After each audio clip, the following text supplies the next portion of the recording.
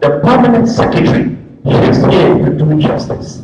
Permit me to welcome her to declare the meeting open. Can we collectively keep her with a sounding round of applause?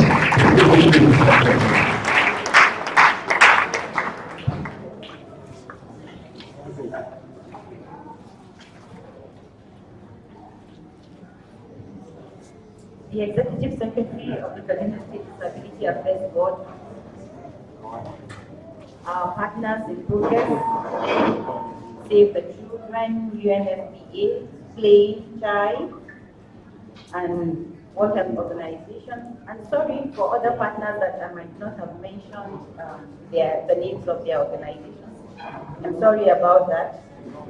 Security personnel that are in our midst this morning, the chairman of the Kaduna State Joint National Association of Persons with Disabilities, distinguished participants, gentlemen of the press, good morning.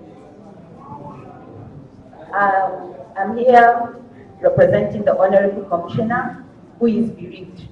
I'm sure all of us are aware of what happened. She lost her son, and she's still mourning. So she has asked me to come here and represent her. Actually, there's no written speech from her end, but as a part of the ministry, as a sergeant with the responsibility, I'm sure I'll have one or two things to say, at least before we go into the summit proper. We are very delighted as a ministry to be part of this history, this epoch-making event, the first of its kind in Kaduna State, the first summit for persons with disability. I thought somebody was going to do that.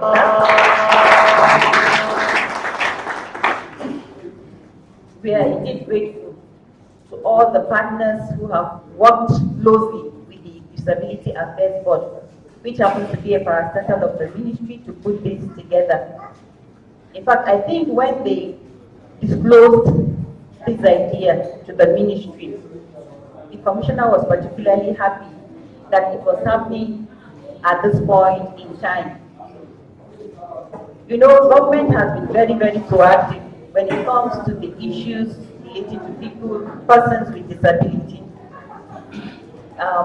You know, the former name of the board, a law was passed, the name was changed from Rehabilitation Board. That was a big derogatory, to give it a name that is more befitting, and which conveys the ideas, the ideals, and the cries and all of that that has to do with people, persons living with disability. And as a follow-up to that, some of the partners worked with the Disability Affairs Board to come up with an implementation plan. And I'm happy to let you know that in a few days, the governor will be assenting to that implementation plan so that it can be rolled out for implementation. We received the council conclusion, and very soon it will be assented and we'll begin to work with it. In the spirit of the loss of our commissioner, I just want us to observe a minute silence in honor of the departed. Can we just rise and observe a minute silence?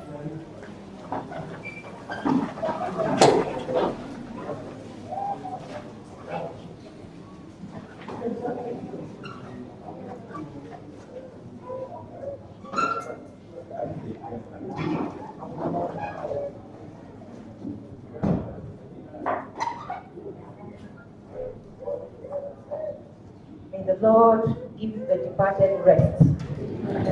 Let's be seated. Thank you. The theme for this first year summit has been carefully conceived.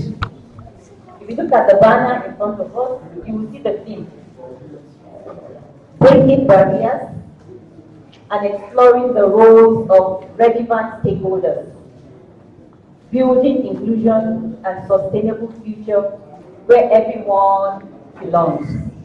Where everyone belongs. We know years back, you are you know these things better than I do. there were a lot of issues.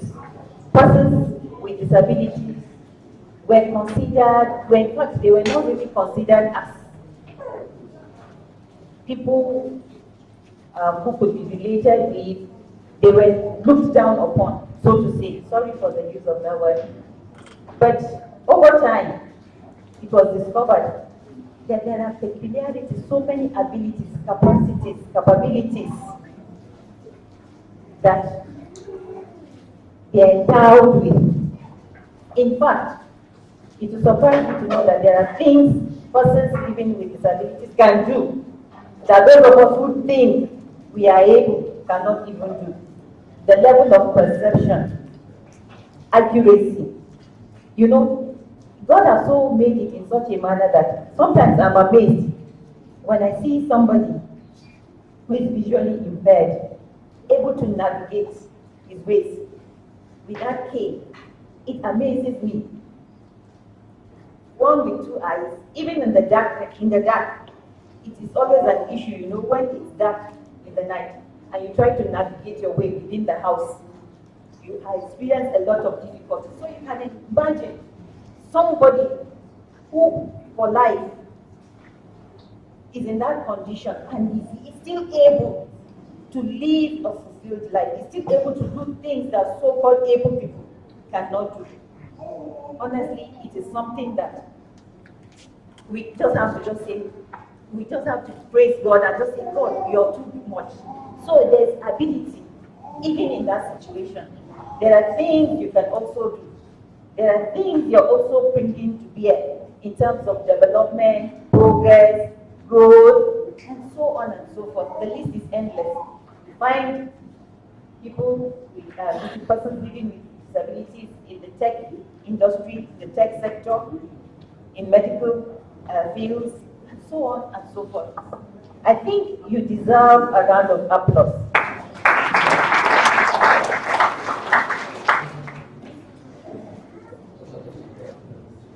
When we talk about breaking barriers, I want to really say that from my introduction already, we know that these barriers are being broken. Though there's still more to do. There's still more to do. There's still more enlightenment to be done. There's still more campaign awareness. There's still need for more advocacy because there are people who still have those misconceptions. So we need to do more. And I'm happy that you are the ones championing this cause. You're the ones championing it. You're taking the bull by the horns, which is very, very commendable. So I want to just encourage you from the ministry that we are proud of you, that we have people like you that we can showcase. I remember when the UN Women hosted the Northwest Zonal Conference on Gender Equity and Women Empowerment. We took them to the Disability Affairs Board. They were amazed with some of the products that persons with disabilities were